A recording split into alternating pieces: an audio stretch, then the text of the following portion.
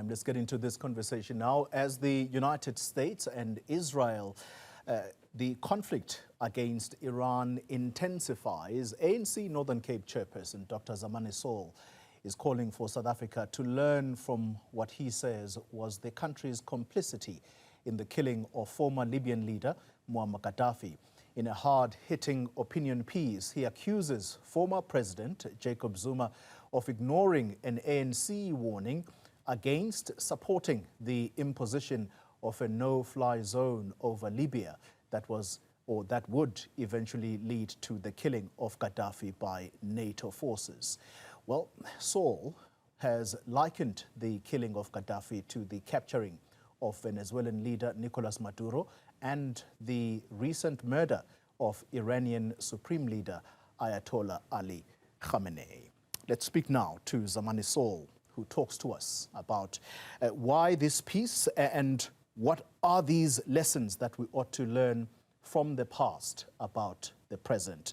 Dr. Saul, good to talk to you. Thank you very much for your time. I want to quote directly from the opening line of your piece, and we'll ask you the question thereafter. You say, and I quote, "South Africa was complicit in the killing of Muammar Gaddafi.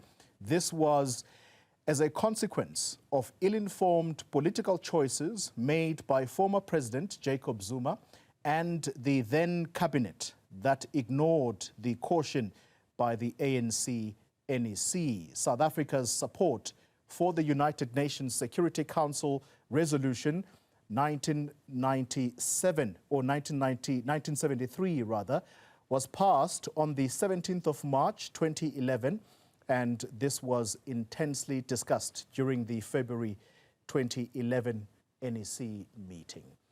Why do you take us back to the past? What are we supposed to learn from that period about the present? No, thank you very much, Wally, and thanks for having me here. And I think I should punctuate my engagement on this matter by what Amilcar Cabral once said, is that one form of struggle which we consider to be fundamental is the struggle against our own weaknesses and mistakes. We committed a mistake in 2011. The matter of imposing of a no-fly zone over Libya through UN Resolution 1973, it was discussed in the NEC just after the political overview by the president, and some NEC members caught the wind that we are about to vote with imperialist forces to impose this no-fly zone.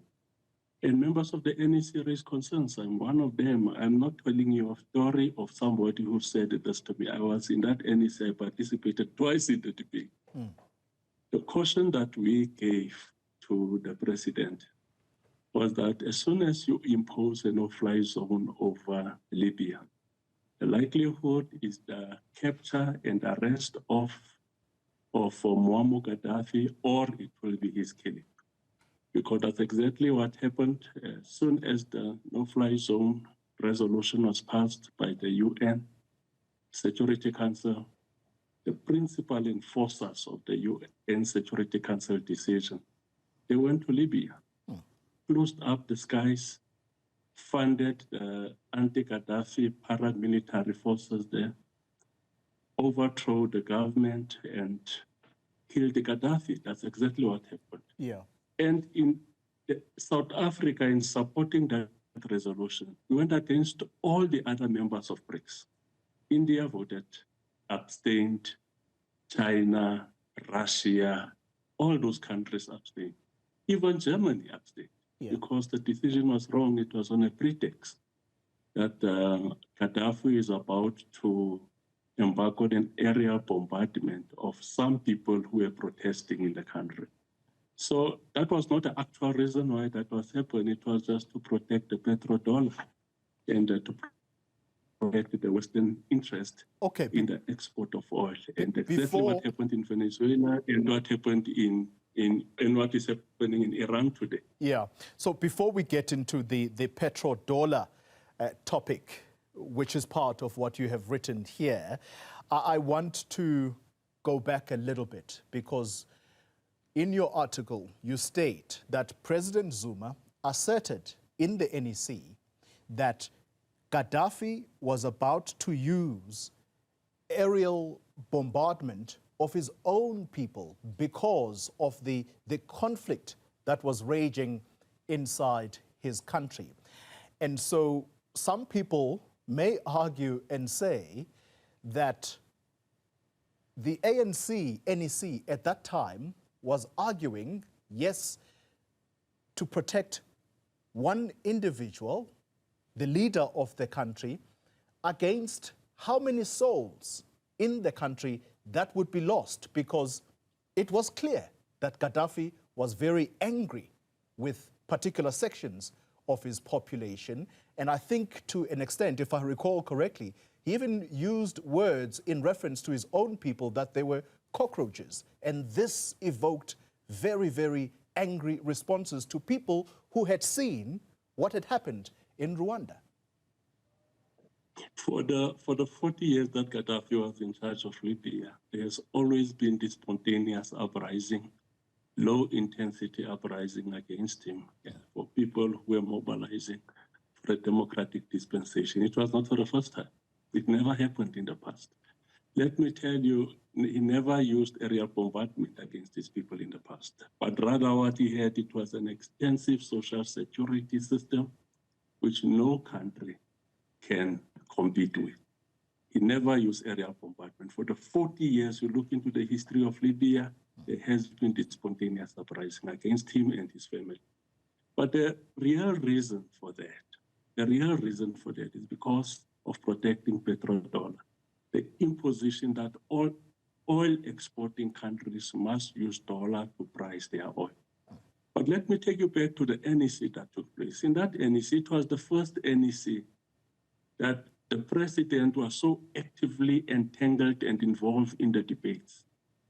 Actually, what normally happens in the NEC, the president would allow NEC members to engage on his political overview, and when he does closing remarks, respond on the issues which are raised by NEC members. In this one, the president was actively involved. In actual fact, he got himself deep in the mud. So tell me this. So before you go on, I apologize. Yes. I apologize for interrupting you. When you say he got so deeply entangled, people are going to automatically ask the question, what did he have to gain? No. Basically, revolutionaries tend to become imperialist collaborators. It's not for the first time. You look throughout the history of Africa, where great figures with revolutionary credentials becomes imperialist collaborators. That's basically what happened.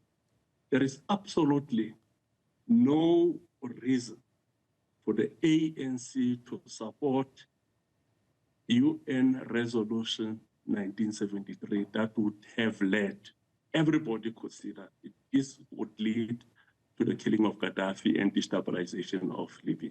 That's a very... See what is currently happening in Libya. Yeah.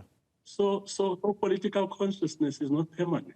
It's not that because you were at the camps of controversies where you were this outstanding revolutionary, you will continue with that credibility throughout your life. Political consciousness is temporary; it comes and goes.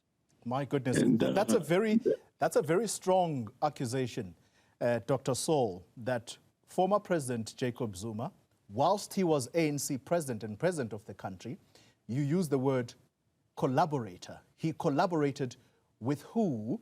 For what did he have to gain? Because he may come back tomorrow and say, but these accusations are unfounded. So you've got to give us something to hold on to as to what was to his benefit. It was collaboration with imperialist forces. What was to his benefit, I won't know. But there is absolutely no way a leader of the African National Congress would allow a situation where the ANC should have voted for a resolution of that nature, which would have led to one of the most outstanding leaders in Africa. With all his weaknesses and the challenges which Gaddafi had in Libya, Gaddafi played a critical role in the struggle for decolonialization in the African continent. Okay. For that, it's historic, it's there, it's a fact, nobody can dispute it. He even funded the African National Congress during our struggle against apartheid. Mr. Saul, there is, we're going to go back to the petrodollar because that's ultimately the question here. That's where we're going to end with, or that's what we're going to end with, that topic. But before we get there, are you saying that the basis for the ANC to take a non-aligned stance in the Russia-Ukraine conflict is part and parcel of what you are saying, that never will the ANC take the side of a people, doesn't matter who they support or who they don't support, but it will never take a side of a people that it has historically never aligned with? And I'm asking you this question purely on the basis that South Africa has been accused of siding with Russia, even though it claims that it's taken a non-aligned stance on the Russia-Ukraine conflict. Our guiding principle in terms of our engagement on global issues is international peace and solidarity. Peace, we want global peace. Solidarity, we are in solidarity with our oppressed masses, with the most vulnerable globally. That is what informs our stance against the Israeli and Palestinian conflict. That's what informs our stance now on the US-Israeli attack on Iran. We stand with Iran. That's where we stand. On the issue of Russia and as well as Ukraine, it's a completely different ballgame altogether. Mm-hmm. The extension of NATO, wanting to extend right onto the borders and doorsteps of Russia, poses an existential threat to Russia.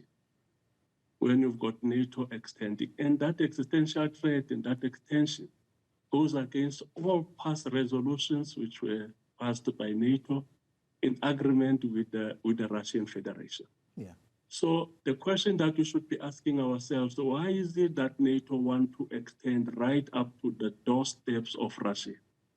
And Russia is not going to accept that, because that makes Russia very vulnerable and susceptible to attacks by NATO forces. America is not going to accept it. I'm certain you can remember with the missile crisis, what America did. They almost went to war with Russia because Russia had their missiles anchored in Cuba. Yeah. So no country will allow that. Okay. So it's a similar situation that we are sitting with here. Okay. So let's conclude our conversation then and take you back to the petrodollar topic. And for me to crystallize this, or at least try and crystallize it for the viewer, someone wrote in the, I think it was in the Sunday Times today, that all of what we are seeing now, the killing of Khamenei and Venezuela, Maduro sits in a prison in America today, and they simplify it to this, that it is the money, stupid. It's not me saying that. That's the commentary of one of the columnists in the Sunday Times. That person is 100% correct. I must go and read the article. Okay.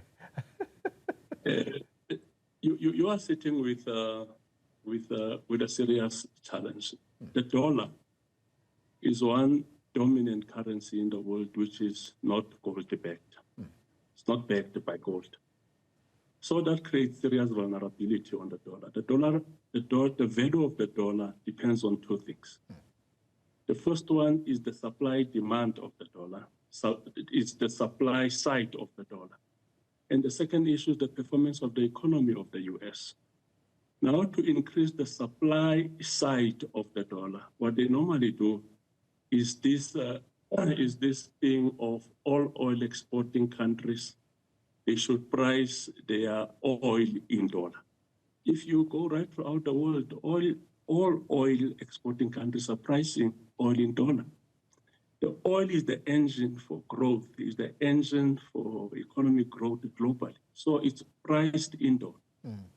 If you want to change that dispensation, America regards that as an attack because dollar is not gold-backed. That's what they call it, the fiat currency. And if the economy of the US performs better, the value of the dollar goes down. So you've got people like Gaddafi, who went to OPEC meeting it was in 2006, and recommended in that OPEC meeting, let's stop pricing our oil in dollar. You can imagine the impact thereof on the US dollar. He went to the UN General Council 2011. That's what broke the camel's back. There he said countries that are oil-producing countries, oil-exporting countries, let's use our local currencies, our domestic currencies, and not use the US dollar. US can tolerate anything, but it can never tolerate that. And this currency then, the imposition of the pricing of oil in dollar is called petrodollar. But also, if you go to the World Bank and the IMF to borrow money, the money that you borrow is denominated in dollar, and even your interest is denominated in dollar. That is to create supply for the dollar. Is to create supply for the dollar. Without supply, the currency loses its value. So it's not gold-backed, but rather it's a fiat currency whose value depends on supply and the performance of the US economy. Sure. If the World Bank today and the IMF can take a decision that loans that are procured from these two institutions will be denominated, interest will be denominated in local currencies, they will close those two institutions there and chase them out of the US, because that will have a negative impact on the supply side of their currency. Zamani Saul, you've explained this very clearly. I just wish we had more time to find out from you. Why then do you think the appetite from the debate of de-dollarization, where did that go from the BRICS members? But that's a discussion for another day. Zamani Saul, the chairperson of the ANC in the Northern Cape and Premier of that province. Thank you very much for your time.